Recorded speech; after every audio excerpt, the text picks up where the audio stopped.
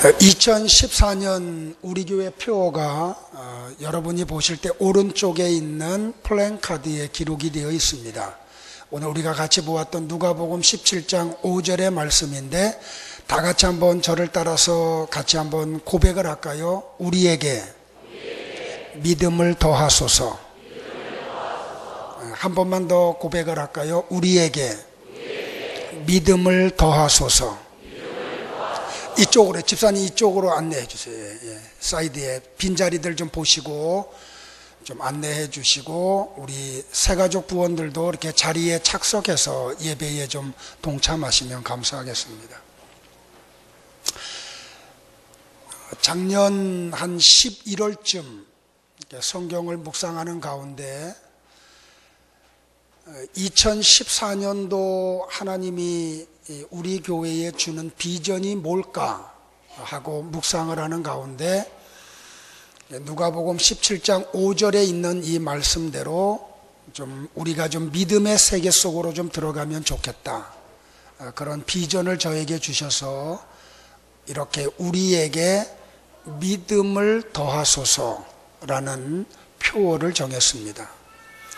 2달 동안 이 말씀을 묵상을 했고, 그리고 이 말씀을 항상 표어를 정하면 신년 첫 번째 주일날 표어를 가지고 제가 말씀을 대언을 합니다. 그래서 설교를 제가 이 9페이지에 다다른 페이지에 설교를 준비를 해오고, 일부 예배 때 설교를 대언하기 전에 아가피아 중창단이 찬양을 하는 동안 뒤에서 묵상을 하는데 하나님이 제게 감동을 줘요. 제가 설교 준비를 다 해왔는데 기본 틀은 변하지 않을 겁니다. 그런데 예화를 다 생략하고 마지막에 하나만 할 거예요. 묵상하는 가운데 하나님이 내게 주신 감동이 뭐냐면 이겁니다. 모든 성경은 하나님의 감동으로 기록됐다는 겁니다. 그러면 설교자가 해야 될 역할이 뭐냐면 내가 성령의 감동 속에 들어가야 돼요. 하나님이 이 신구약 성경 66권의 말씀을 기록할 때는 그 말씀마다 하나님이 어떤 의도를 가지고 기록하셨다는 거예요. 어떤 한 본문이 있으면 그 본문과 그 문장과 단어 속에서 하나님이 이 말씀을 통해서 꼭 하시고 싶은 말씀이 있어요. 설교자의 책임이 뭐냐면 그걸 찾아내야 되는 거예요. 그런데 설교자들 속에 어떤 게 있냐면 전혀 하나님의 의도와 관계없는 말씀을 선포할 때가 있다는 거예요. 저도 회개를 했어요, 하나님 앞에요. 예를 들면 오늘 본문 누가복음 17장 5절부터 10절 말씀을 예수님이 하실 때는 이 말씀을 통해서 주님이 하시고자 하는 분명한 의도가 있어요. 설교자의 책임이 뭐냐면 그걸 찾아내야 돼요. 그리고 그걸 바르게 성도들에게 대언을 해야 돼요. 어떤 설교자의 유익을 얻기 위해서 하나님의 의도와 전혀 관계없이 이 본문을 해석을 하고 선포를 해서 설교자의 유익을 가져오면 안 돼요. 이 설교자에게 묻는 하나님의 중엄한 책망이 찾아올 것이기 때문에, 그래서 저는 이 말씀을 대언하러 다녔을 때마다 하나님 앞에 거룩한 두려움이 있어요. 이 본문을 내가 바르게 해석을 하고 있는가 지금? 정말 하나님이 이 본문을 통해서 말씀하시고자 하는 걸 내가 바르게 찾아내서 오늘 하나님이 여러분에게 하고자 하는 말씀을 내가 바르게 대언을 하고 있는가? 근데 불행하게도 그렇지 않을 때가 너무 많잖아요. 설교자들이 어떤 교회의 유익을 일으키기 위해서 하나님의 의도와는 전혀 관계없이 교회의 어떤 일을 이룩하려고 이 본문을 오해하고 곡해해서 선포해가지고 하나님의 뜻과 전혀 관계없는 것들을 이루어가는 경우가 이 지상교회 안에 얼마나 많느냐는 거예요. 때로는 이 말씀을 가지고 성도들을 협박하기도 하고 겁을 주기도 하고 그런 일들이 실제로 일어나고 있잖아요. 그러니까 저는 이 말씀을 들고 다녔을 때마다 거룩한 두려움이 있어요. 그러니까 이 성경, 저를 좀 잘 보시고 오늘 좀 집중해 주시기를 부탁드려요. 하나님이 이 성경을 통해서 설교자들을 세워놓고 그 설교자들을 통해서 하나님이 의도한 말씀이 바르게 선포되지 않으면 그 설교를 들은 성도들은 하나님의 의도와 전혀 관계없는 신앙의 삶을 살고 하나님과 전혀 관계없는 열심을 가지고 헌신할 거 아니에요. 그러면 그 삶과 그 헌신은 하나님 앞에 아무 열매가 없어. 나중에 어떻게 책임을 질 거예요? 어떻게? 그 속에서 살아오는 성도들이 마지막 하나님 앞에 섰을 때 하나님으로부터 인정을 받지 못하면 그 책임을 누가 질 거냐는 거예요. 그래서 저는 단에 설 때마다 거룩한 두려움이 있어요. 막 두렵고 떨려요. 그래서 하나님 앞에 말씀을 텍스트를 정하면 그걸 가지고 묵상하면서 하나님 앞에 드리는 기도가 뭐냐면 하나님, 이 말씀이 정말 하나님이 하시고자 하는 의도가 이 내용입니까? 내가 바르게 이걸 찾아냈습니까? 그리고 정말 하나님의 뜻에 맞는 설교를 지금 하고 있나요? 끊임없이 저에게 물어봐요. 끊임없이 점검을 하고요. 그 다음에 또 하나는 여러분들의 책임이 있어요. 여러분들의 책임이요. 선포된 하나님의 말씀을 내가 어떻게 수용할 건가? 그리고 그 수용된 말씀, 믿어진 말씀을 내 삶 속에 어떻게 적용하며 살아갈 건가? 이거는 전적인 여러분들의 몫이에요. 그리고 내가 선택하고 내가 걸어온 길에 대한 책임은, 그리고 그 결과는 여러분 스스로 그걸 받아야 돼요. 그래서 저는 오늘 이 본문을 가지고 설교를 하러 다녔으면서 여러분에게 지금 여러분을 향한 중복 기도를 제 방에서부터 그리고 예배를 시작하는 중간중간에 시작하는데도 계속 기도를 드렸어요. 하나님, 마음의 문이 좀 열리기를 원합니다. 이 말씀이 저들에게 깨달음으로 다가오기를 원합니다. 그리고 그 깨달아진 말씀이 정말 삶의 현장에서 적용됨으로 저들이 걸어가는 길이 마지막 하나님 앞에 갔을 때 칭찬받고 인정받는 그런 삶이 되기를 원합니다. 오늘 제목이 우리에게 믿음을 더하여 주소서예요. 아마 여러분들이 이 본문을 가지고, 저도 처음에는 이 본문을 가지고 기대할 때는 어떤 믿음을 가지고 막 역사를 일으키고 막 삶 속에 변화가 나타나고 막 그걸 기대하고 이 본문을 정했는데, 하나님이 의도하신 말씀은 전혀 다른 곳에 있음을 발견을 했어요. 그걸 좀 여러분들이 오늘 좀 깨닫기를 주의 이름으로 축복을 합니다. 자, 다 같이 한 번만 더 고백을 할까요? 우리에게 믿음을 더하소서. 정말 그런 소망을 가지고 제자들이 예수님에게 요구했듯이 한 번만 더 고백을 합니다. 우리에게 믿음을 더하소서. 자, 제자들이 예수님에게 이 기도를 요청할 때에 무슨 생각을 가지고 주님에게 이 기도를 드렸는지를 우리가 이해를 해야 돼요. 알아야 돼요. 그래서 제자들이 예수님에게 믿음을 더하여 달라고 예수님에게 기도한 이유가 뭔지를 우리가 발견하기 위해서는 부득불하게 우리는 누가복음 15장까지 거슬러 올라가야지 돼요. 자, 누가복음 15장에 보면 예수님이 세 가지 비유의 말씀을 하세요. 첫 번째는 잃은 양을 찾는 비유의 말씀을, 두 번째는 잃어버린 드라크마를 찾는 비유의 말씀을, 그리고 세 번째는 탕자의 비유의 말씀을 하세요.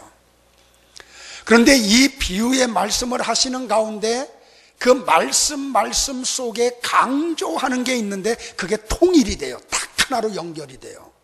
한번 우리가 찾아보기를 바랍니다. 첫 번째, 잃은 양을 찾는 비유에서 예수님이 이 비유를 통해서 제자들에게 좀 깨닫기를 원하는 내용이 몇 절에 나오냐면 7절에 나와요.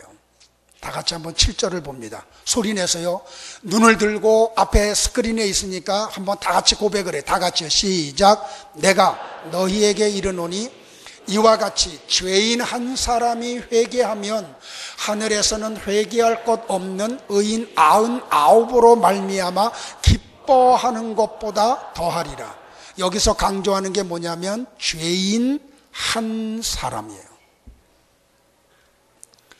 죄인 한 사람이 회개하면 우리 주님이 너무너무 기뻐한다는 거예요. 이런 드라크마 비유에서 예수님이 강조하는 성경은 15장 10절이에요. 다 같이 한번 또 10절을 또 봐요. 고백하기를 바랍니다. 시작. 내가 너희에게 이르노니 이와 같이 죄인 한 사람이 회개하면 하나님의 사자들 앞에 기쁨이 되느니라. 여기도 강조를 뭐래요? 죄인 한 사람이 회개하면. 세 번째 비유는 탕자의 비유예요. 아버지가 멀쩡히 살아있는데 아들이 와가지고 요구를 해요. 우리에게 유산을 달라고. 큰형도 대단하지 않더라고요. 제가 성경 보니까요. 그래서 아버지가 살아계심에도 불구하고 아들들의 요구대로 큰아들에게도 작은아들에게도 그들이 받을 유산을 물려줘요. 그런데 큰아들은 그 유산을 받아들고 아버지 품에서 계속 농사를 지며 양을 치며 살아가요. 근데 둘째 아들은 그 돈을 받아들고 타국에 가서 좀 돈을 벌려고 하는데 탕진을 하고 말아요. 완전히 알거지가 됐어요. 모양도 완전히 무너졌어요. 그런데 이 아들이 아버지의 집으로 다시 돌아와요. 이 탕자 비유에서 예수님이 강조하는 구절이 어디냐면 누가복음 15장 31절과 32절이에요. 다 같이 보겠어요. 시작.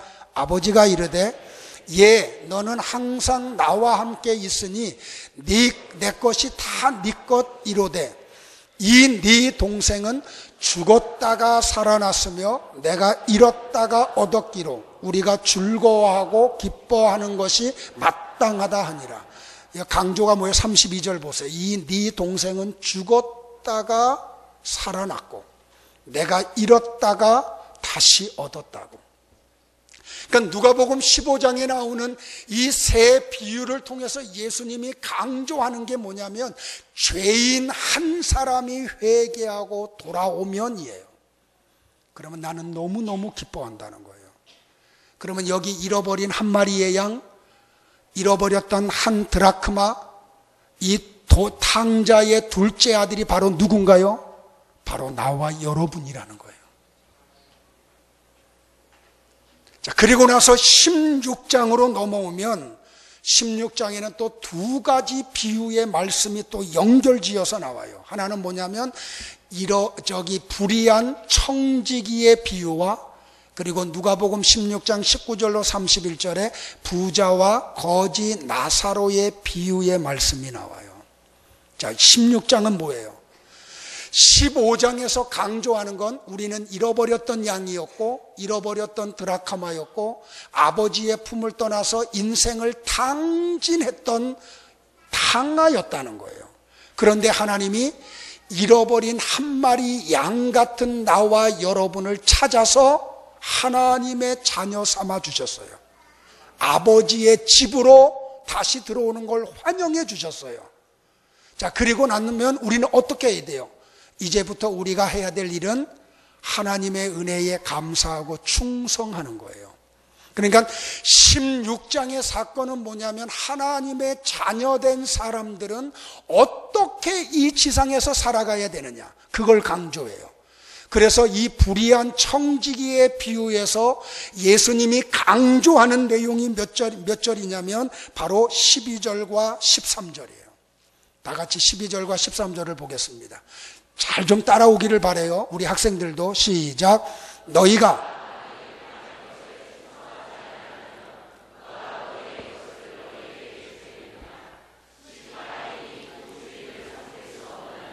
혹 이를 미워하고 저를 사랑하거나 혹 이를 중히 여기고 저를 경히 여길 것임이니라. 너희는 하나님과 재물을 겸하여 섬길 수 없느니라. 자, 하나님으로부터 이렇게 찾음을 받아서 자녀가 된 성도들이 이 땅을 살아갈 때 중요한 게 뭐냐면 충성해야 된다는 거예요. 근데 어떤 자세로 충성해야 되느냐? 하나님이냐 재물이냐? 둘 중에 하나를 선택해야 된다는 거예요. 재물이 필요 없다는 말이 아니에요, 여러분들. 섬김의 대상이 재물이냐 하나님이냐는 거예요. 그러니까 나와 여러분이 이 지상에서 하나님의 사랑의 속에 들어왔으면 이제부터 우리에게 나타나야 될 게 뭐냐면 하나님을 섬기는 삶을 살아가야 돼요. 자, 그리고 난 다음에 우리에게 강조하는 게 뭐냐면 우리에게 이 삶이 끝나고 나면 내세의 세계가 기다리고 있다. 그게 부자와 거지 나사로의 비유예요. 부자는 그 불의한 청지기 비유 이후에 예수님이 강조하는 게 뭐냐면 부자는 재물을 섬기며 살아왔다는 거예요. 그런데 거지 나사로는 하나님을 섬기며 살았다는 거예요. 그러면 재물을 섬긴 사람의 마지막 내세의 세계는 어디냐? 지옥이라는 거예요. 하나님을 섬긴 사람의 내세의 세계는 천국이라는 거예요.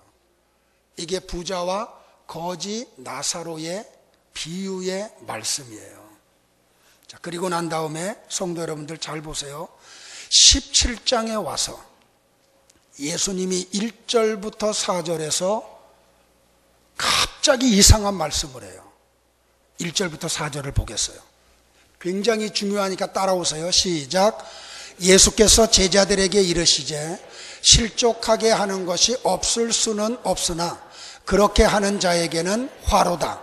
그가 이 작은 자 중에 하나를 실족하게 할진대 차라리 연자 맷돌이 그 목에 매여 바다에 던져지는 것이 나으리라.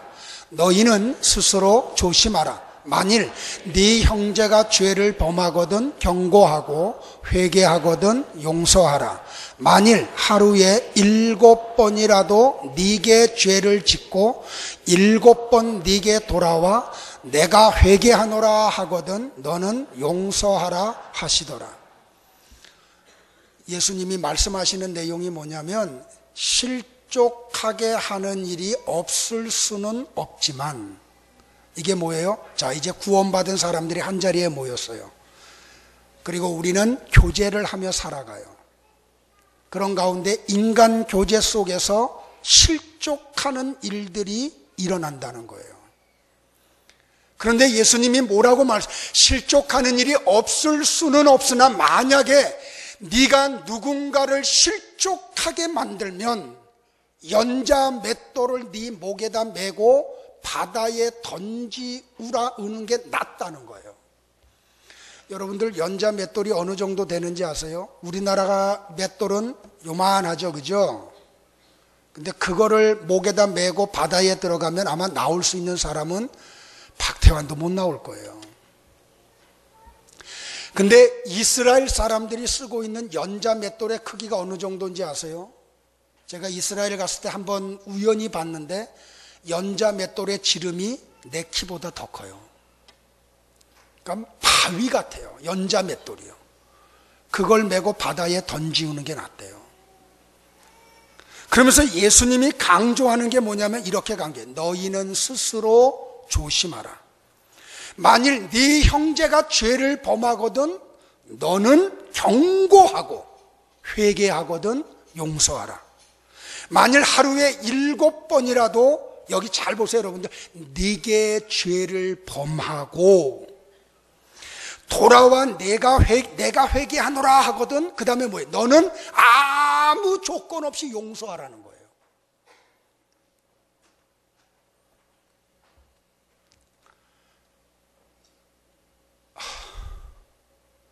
제자들이요, 예수님의 이 말씀을 딱 듣는 순간 무슨 생각이 딱 들었는지 알아요? 이거 우리가 할 수 없는 영역이야. 우리는요, 나하고 아무 관계없어. 다른 사람에게 피해를 준 걸 보기만 해도 그 사람을 정죄하고 얼마나 우리가 대화의 주제로 삼고 씹어버려요. 그런데 오늘 말씀이 뭐예요? 네게 죄를 범해서 손해를 입힌 거예요. 경제적 손해를 입히고 마음의 상처를 주고 아픔을 줬어. 내게 구체적으로 몇 번이나, 하루에 7번이나. 그런데 그 사람이 잘못한 걸 깨닫고 와서 내가 잘못했어 하고 용서를 빌면 7번이라도 변함없이 아무 조건 없이 용서하라는 거예요. 예수님의 이 말씀을 딱 듣는 순간 제자들이 이거는 자기네들이 갈 수 없는 영역이야. 제가요, 이 말씀을 묵상하는데 이 목사 너 이렇게 해. 그때요, 나도 제자들과 똑같은 고백을 했어요. 하나님, 나도 내 인격으로는 이거 불가능합니다. 고백을 해요. 목회를 하는 가운데 나를 힘들게 했던 사람들을 용서 못했던 적들이 있거든요. 내 나름대로는 용서했다고 하는데 어떤 사건이 또 벌어지면 그게 막 불쑥불쑥 내 속에서 일어날 때가 있거든요. 이건 내 힘으로는 도무지 할 수 없는 영역이야. 내 인격으로는 도무지 할 수 없는 영역이에요. 어저께 케이블 텔레비전을 잠깐 봤는데 KBS 2텔레비전인가요? 안녕하세요. 신동엽, 이영자, 그 다음에 컬투, 이 두 사람이 사회자가 돼가지고 그 국민들 가운데 고통당하는 이슈의 문제를 가지고 오면 그걸 이렇게 하는 그런 프로가 있어요. 근데 잠깐 봤는데 어떤 사람이 나왔냐면 아들과 아버지가 갈등을 겪고 4년 동안 밥상에도 같이 안 앉고 말도 한마디도 안 하고 여행을 가도 같이 안 갔대요. 4년 동안.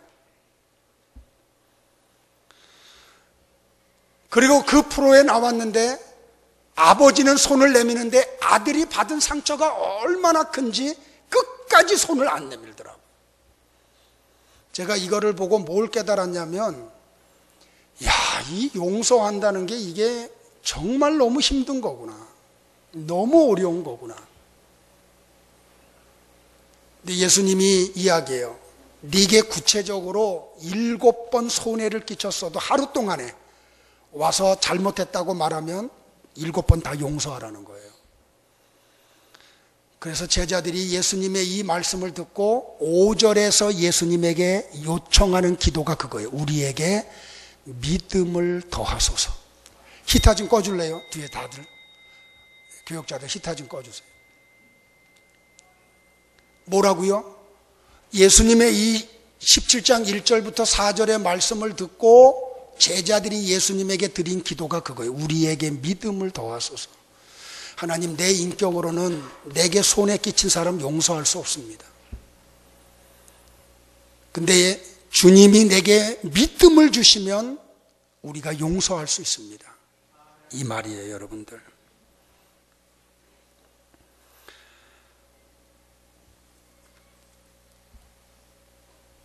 나는 어떤 한 철학자가 이야기를 했듯이 인간은 사회적 동물이에요.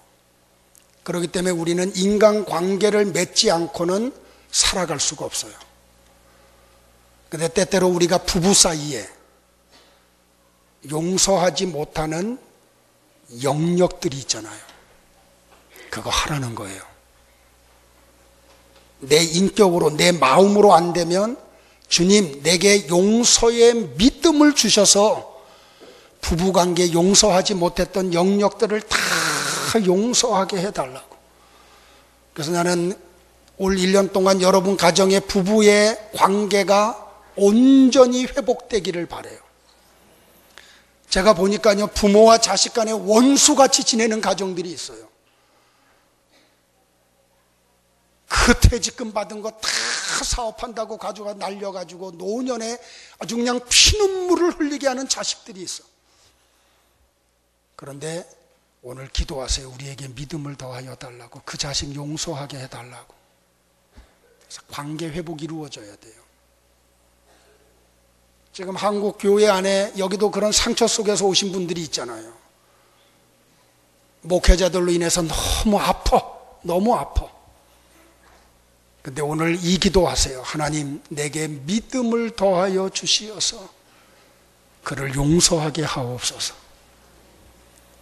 우리 성도 간에 교제하면서 말 못하는 아픔들이 우리가 얼마나 많아요. 그런데 오늘 주님은 오히려 상처받은 사람에게 요구를 해요. 아무 조건 없이 용서하라고. 근데 우리 인격으로 그게 어렵잖아요. 그냥 생각하면 막 이가 갈리는데. 그래서 제자들이 요청하는 게 우리에게 믿음을 더하여 주소서. 내 인격으로는 그게 안 됩니다. 주님, 믿음을 주셔서 용서하게 해 주옵소서. 직장 상사들로부터 막 괴로움을 당한 우리 성도들 여기 계시잖아요. 근데 주님이 용서하래요. 근데 내 인격으로는 그게 불가능해. 그래서 기도하라는 거예요. 우리에게 용서할 수 있는 믿음을 달라고요. 이거 안 되면 안 된다는 거예요. 자, 그러면 여러분들 보세요. 믿음이 더하여지면 어떤 역사가 일어나는가? 그거를 6절에서 7절부터 10절에서 설명을 하고 있어요. 죄송합니다. 6절에서. 다 같이 6절을 보겠습니다. 같이 봅니다. 6절 시작.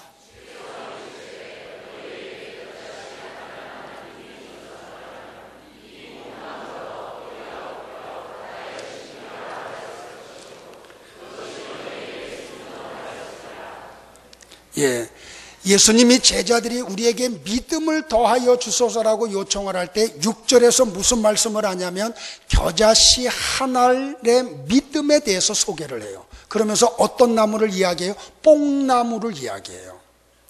왜 예수님이 뽕나무를 비유로 들으셨을까? 뽕나무가요, 이 뿌리를 내리는데 가장 견고하게 내린대요. 이스라엘에 있는 나무들 가운데. 그러니까 다시 말하면 이 말씀이 무슨 말씀이냐면 예수님에게 우리가 믿음을 더하여 주소서, 용서의 믿음을 주옵소서 기도하고 주님이 겨자씨 한 알만한 믿음을 우리에게 주시면 내 속에서 도무지 용서되지 않는 그 뽕나무 뿌리와 같이 뿌리를 내려가지고 내 마음에서 꽉 자리를 잡고 있는 그 상대방도 용서할 수 있는 역사가 일어난다는 거예요. 성도 여러분들, 용서가 왜 필요한지 아세요? 용서는요, 내게 상처 주고 손해준 사람을 위해서 하는 게 아니에요. 용서의 놀라운 축복이 뭔지 아세요? 용서는요, 나를 위해서 하는 거예요. 용서가 이루어지고 나면 내게 평화가 찾아와. 용서가 이루어지고 나잖아요. 내 안에 놀라운 기쁨이 찾아와요. 물질적인 얘기를 할까요? 누구에겐가 손해를 봐서 물질의 손해를 봤어요. 근데 내가 그를 아무 조건 없이 용서하면 하나님이 다른 쪽에서 그거와 비교되지 않는 물질을 반드시 주세요. 이게 용서의 능력이에요. 2014년을 시작하면서 주님이 나와 여러분에게 주는 게 뭐예요? 바로 이거예요. 우리에게 믿음을 더하여 주는데 하나님, 내게 용서할 수 있는 믿음을 주옵소서. 우리는 입으로는 용서했다 그래요. 이제는 관계없다고 이야기해요. 그런데 내 가슴 속에 그 뽕나무 뿌리가 내린 것과 같이 마음속 깊은 곳에서는 아직 용서가 되지 않았어. 근데 위장하고 있는 거예요. 나는 용서했다고. 나는 이 관계에서, 거기 관계에서는 다 초월을 했다고. 2014년을 시작하면서 주님이 나와 여러분에게 지금 요청되는 게 뭐냐면 그 영역까지도 해결하자는 거예요. 그래야 회복된다는 거예요. 그래야 주의 역사가 이루어진다는 거예요. 성도 여러분들, 쉽지 않아요. 저 너무나 잘 알아요. 그런데 우리에게 나타나야 될 건 이거예요. 우리에게 믿음을 더하여 달라고. 그래서 용서의 겨자씨만한 믿음이 내게 이루어지면 그때부터 놀라운 역사가 일어나요. 자, 결과로 들어갈게요. 믿음이 더하여 져서 용서가 이루어지고 난 다음에 어떻게 우리가 살아야 되느냐는 거예요. 그게 7절부터 10절이에요. 다 같이 또 보겠습니다. 또 비유의 말입니다. 굉장히 중요해요. 다 같이 봐요. 시작. 너희 중 누구에게 밭을 갈거나 양을 치거나 하는 종이 있어 밭에서 돌아오면 그더러 곧 와 앉아서 먹으라 할 자가 말할 자가 있느냐? 도리어 그더러 내 먹을 것을 준비하고 띠를 띠고 내가 먹고 마시는 동안에 수종 들고 너는 그 후에 먹고 마시라 하지 않겠느냐? 명한 대로 하였다고 종에게 감사하겠느냐? 이와 같이 너희도 명령받은 것을 다 행한 후에 이르기를 우리는 무익한 종이라 우리가 하여야 할 일을 한 것뿐이라 할지니라. 아멘. 무슨 말이에요, 여러분들? 종이 있어요. 하루 종일 떼약볕에 가서 밭일을 하고 양을 치고 돌아왔어요. 그때에 누가 주인이 종에게 와가지고 야, 너 참 잘했다, 고맙다, 감사하다, 그런 일 있느냐는 거예요. 없다는 거예요. 수고했으니까 밥상 차려놓고 와서 먹어, 줄인 배를 채우라, 이렇게 말하지는 게 아니라는 거예요. 뭐라 그래요? 야, 네가 먹을 밥상 네가 차려서 먹어. 그리고 네가 할 말은 이거야. 내가 이런 일을 다 주인이 명령하는 걸 다 행했다고, 밭일 땡볕에 나가서 하루 종일 밭일하고 양을 치고 돌아왔다고 뭘 기대하지 말라는 거예요. 나는 무익한 종이라. 나는 당연히 할 일을 한 것뿐입니다. 이렇게 말하라는 거예요. 무슨 말이에요? 용서하고 난 다음에 생색내지 말라는 거예요. 내가 이런 인격자야. 그래서 내가 그를 용서할 수 있었어. 이런 말 하지 말라는 거예요. 사랑하는 성도 여러분들, 정말 우리에게 나타나야 될 게 뭐냐면 관계가 깨지면 안 된다는 거예요. 부부관계 깨지면 안 돼요. 부모와 자녀의 관계가 무너지면 안 돼요. 성도와 성도의 관계가 무너지면 안 돼요. 목사와 성도의 관계가 무너지면 안 돼요. 직장에 있는 동료들과 상사들과의 관계가 무너지면 안 돼요. 거래처 사람들과 관계가 깨지면 안 돼요. 친구와의 관계가 깨지면 안 돼요. 이웃과의 관계가 무너지면 안 돼요. 회복하는 은혜가 있기를 주의 이름으로 축복합니다. 축복합니다. 정말 부탁드리고 싶은 게 뭐냐면, 목사의 어떤 의도 아니에요. 이 설교가요. 2달 전부터 묵상한 내용이에요. 그 설교가 언제 끝나면 목요일 날 저녁에 다 끝났어요.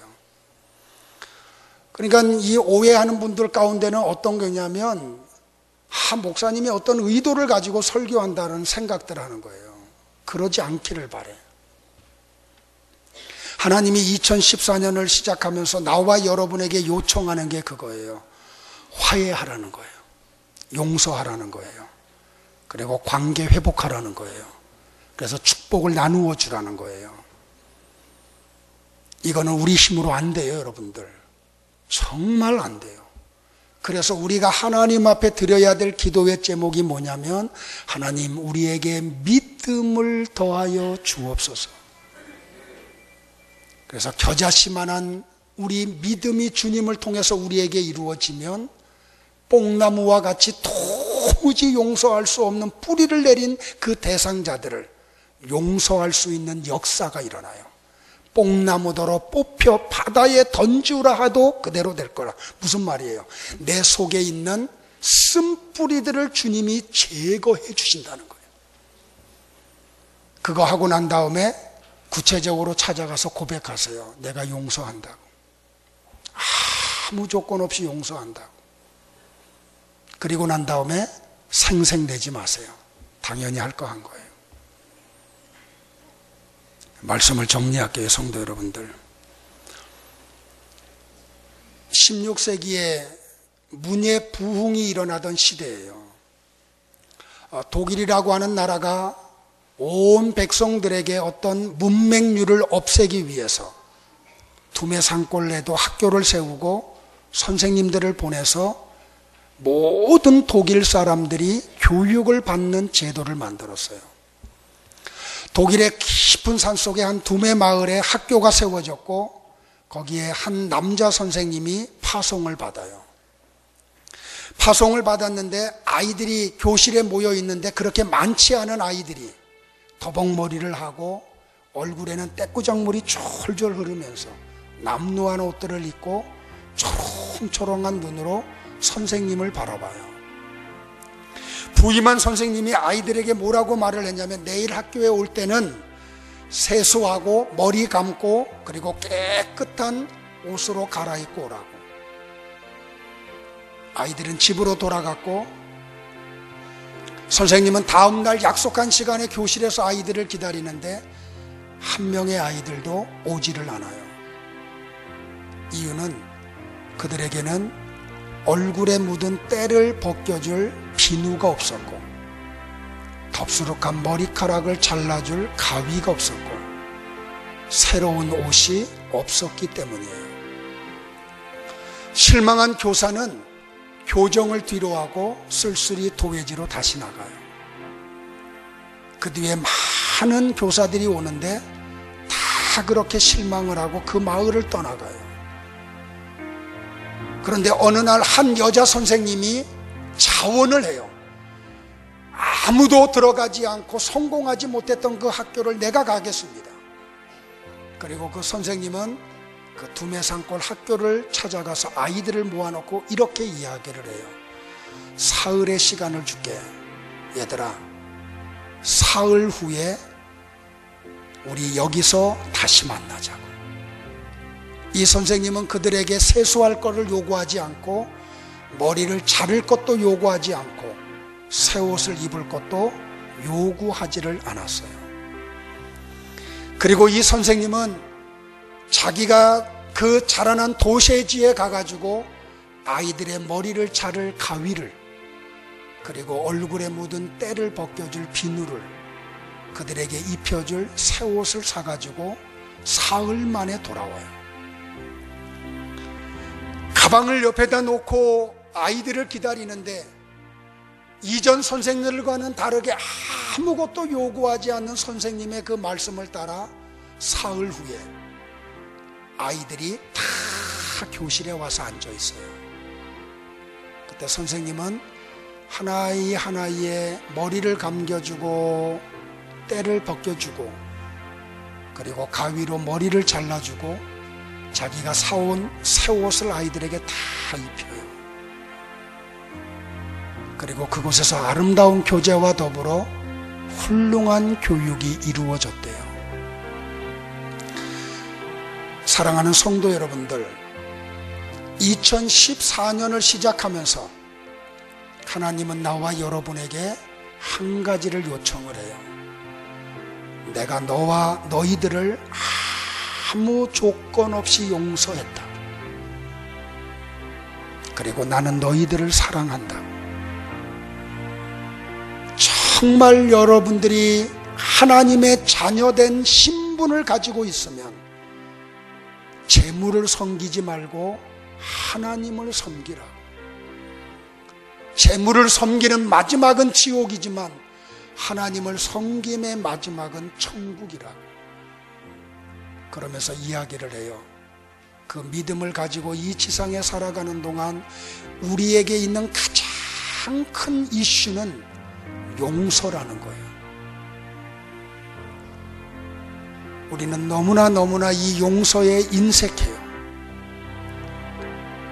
내가 하나님 앞에 범죄하는 것은 하나님으로부터 다 용서함 받기를 원하면서도 우리는 내 아내가, 남편이, 자녀들이, 부모들이, 형제들이, 회사의 상사가, 거래처 사람이, 친구들이 또는 성도 안의 교회들이, 성도들끼리 내게 조금 손해 입힌 말, 내게 조금 어렵게 했던 것, 그거를 잊지 않고 기억하고 원수 갚으려고 할 때가 너무나 많아요. 주님이 그거에서 벗어나라는 거예요. 하나님이 나를 아무 조건 없이 용서했듯이 우리도 아무 조건 없이 용서하라는 거예요. 그리고 난 후에 우리는 이렇게 고백하라는 거예요. 그러나 나의 나된 것은 하나님의 은혜로 된 것이니 내게 주신 주의 은혜가 헛되지 아니하여 내가 모든 사도보다 더 많이 수고하였으나 내가 한 것이 아니요 오직 나와 함께 하신 하나님의 은혜로라. 다 같이 눈을 감으실까요? 한 분도 빠지지 마시고요.